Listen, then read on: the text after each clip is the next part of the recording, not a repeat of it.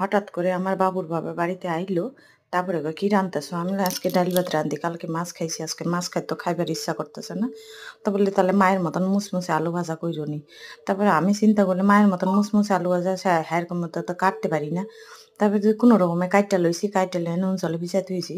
তারপরে মনে পড়লো, আরে মাই তো কইছিল নুন জলে একটুখানি তেলের মধ্যে দিলে বলে সেটা লালচে ভাব হয় না। তো দিয়ে দেখি, তার তেলের মধ্যে ছাইড়ে দিয়ে আলুগুলা মুচমুচে করে ভাইজা লইলাম। তো জানি না মায়ের মতন হইছে কিনা, আমার হাসব্যান্ড কি কইব না কইব। তো আজকে ডাইলের সঙ্গে এটা খাইবো। তারপরে একটু বাদাম কারি পাতা দিলে ভালো হয়। তারপরে ঘরে বাদাম ছিল, কারি পাতা তো নাই, কোয়ানে পামু। তারপরে বাদাম ছিল, সেই বাদাম না তেলের মধ্যে আলু ভাজার মধ্যেই ছাইড়ে দিলাম। ভাজা হয়ে গেল, আলু ভাজাও হলো, বাদাম ভাজা হইলো। আর তুইলা নিলাম। তারপরে তুইলা নিয়ে গরম ভাতের সাথে আমার বরের খাইতে দিছিলাম। তা আমার বর খাইয়া কইছে কি, একদম মায়ের মতন লাগতেছে। মনে হচ্ছে মায়ে আলু ভাজা করে থুইছিল। তার মধ্যে একটুখানি বিট লবণ ছিটা দিছি, তো আরো টেস্টি লাগতেছে। তো বন্ধুরা, তোমাদের কেমন লাগছে? আলু ভাজা এরকম করে খায় দেখবেন, ভাল লাগবে।